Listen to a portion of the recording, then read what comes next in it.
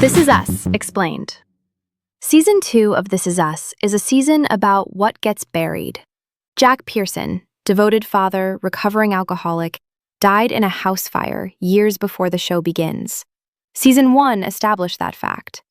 Season 2 asks the harder question: how did a man finding his way back to himself end up dead on what may have been the best night of his life? The answer is not dramatic: a faulty switch on an old slow cooker, a smoke detector with no batteries. But the emotional architecture is far more complex. Jack's hidden addiction, his children's inherited versions of it, a 12-year-old foster child who has never been allowed to feel safe, and a family that keeps performing strength for each other while quietly falling apart.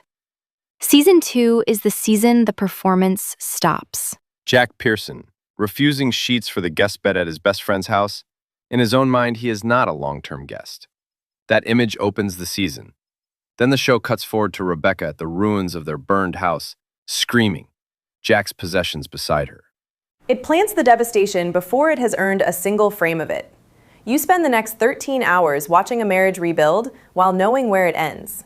Jack confesses his alcoholism in episode 1.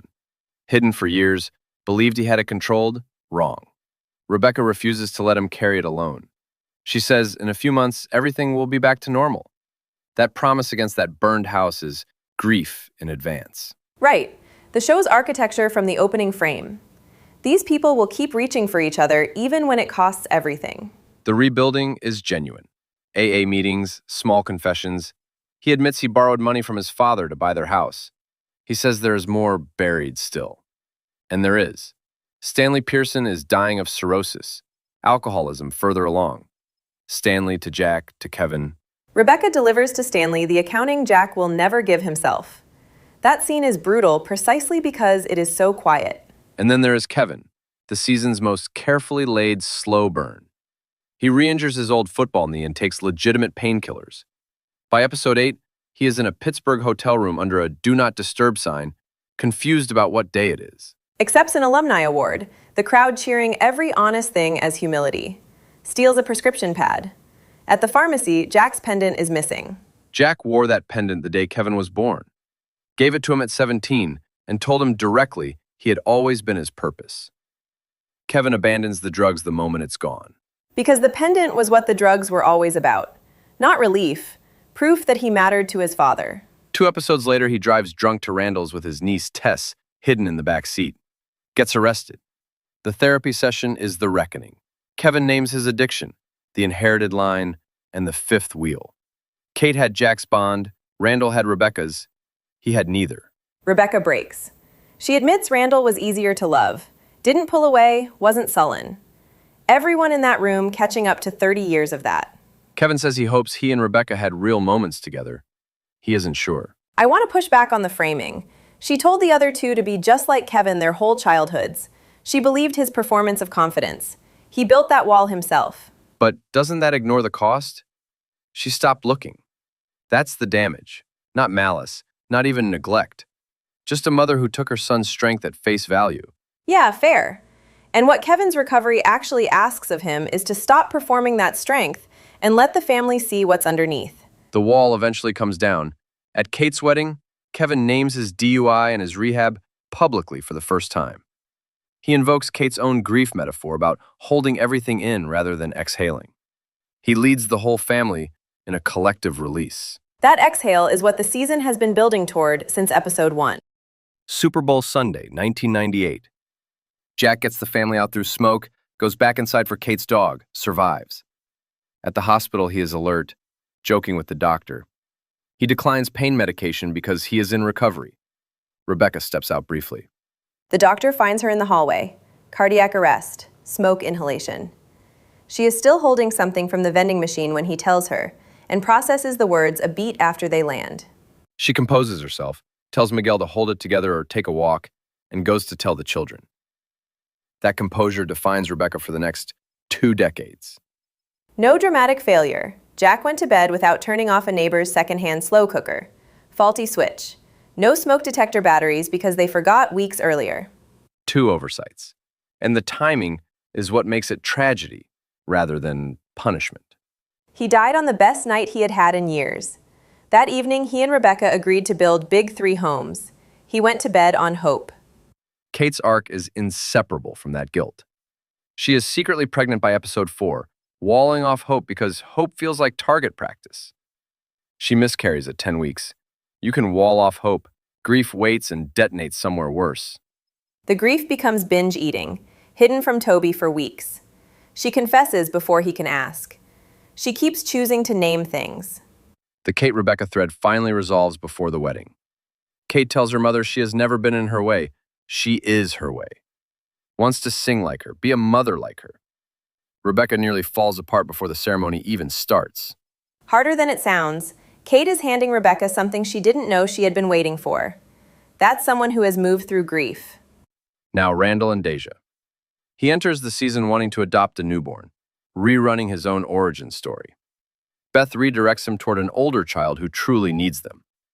Deja arrives, 12, multiple placements, mother just arrested. She flinches when Randall moves toward her. Everything he tries to build, he undermines. She tells Beth something private. Randall uses it. Deja cuts off the braids. He means well. The trust collapses. The turn comes when Shauna is released and wants Deja back. Randall is ready to fight. Then he drives past Shauna's apartment and sees her buying purple clothes for Deja. He didn't even know purple was her favorite color. Exactly. He doesn't know her nicknames. He doesn't know her world. And he remembers William standing at the Pearson door, seeing 3 bikes on the lawn, walking away because there was no place for him in a life already fully in progress. Randall skips the lawyer, goes to Deja's science presentation. She credits her foster dad from the front of the room without being asked. He didn't see that coming. But she goes home with Shauna. The second arc is harder. Deja calls from a hidden phone during the bachelor party. The pauses are too long. She is hiding the call. He crashes Kate's bachelorette to tell Beth. How does Beth respond to that? She explodes, lives inside Randall's anxiety every day and could not get one night. He calls her detached, completely backwards. Beth had been attached all along, holding it privately. All that composure was self-protection. She admitted it. Since Deja left, she cannot stop wondering whether anyone around her knows how smart that girl is. They find them in a car. Shauna watches Deja laugh, at ease, just being a kid, and breaks down to Beth. When has she ever seen her daughter simply be a child? That is the season's most quietly devastating scene. What Shauna does next is love. She leaves Deja with the Pearsons because she can finally see what she cannot give. Though Deja smashes Randall's car during his toast. No confrontation yet. That reckoning is ahead. Toby's mother said Deja looks just like her father, meaning Randall, claiming a belonging Deja hasn't agreed to. She can get dressed. She cannot be claimed. Beth is the season's undersung thread. Miguel says it plainly. The 4 Pearsons bonded by Jack's death form a closed circle, everyone else permanently outside. But Beth redirects the adoption plan, takes over building management when Randall overpromises, breaks open about Deja while he calls her detached. She is the core. And buying William's old building together is Randall finally using Beth's expertise instead of overriding it. Her competence leads. That is what honoring William looks like in practice. The wedding closes with 3 flash forwards. Kevin on a plane to Vietnam with Zoe, Beth's cousin, holding a wartime photo of Jack and his brother Nicky. Jack always said Nicky died in the war. Kevin is flying there to find out if that story holds. Jack showed Randall Nicky's name on the Vietnam Veterans Memorial. Even Rebecca doesn't know the full truth. That story may not hold. Then, Toby severely depressed and bedridden in a flash forward, Kate managing his doctor calls. His parents warned at the wedding that his prior depression was a real risk. Toby gave them an ultimatum. They stayed. And there it is anyway. An adult Randall and adult Tess, now a social worker, visiting an unnamed woman. Both said they were not ready. Both go anyway. 3 resolutions. 3 new mysteries. The family exhales at the wedding. Then the next breath carries something they have not yet named.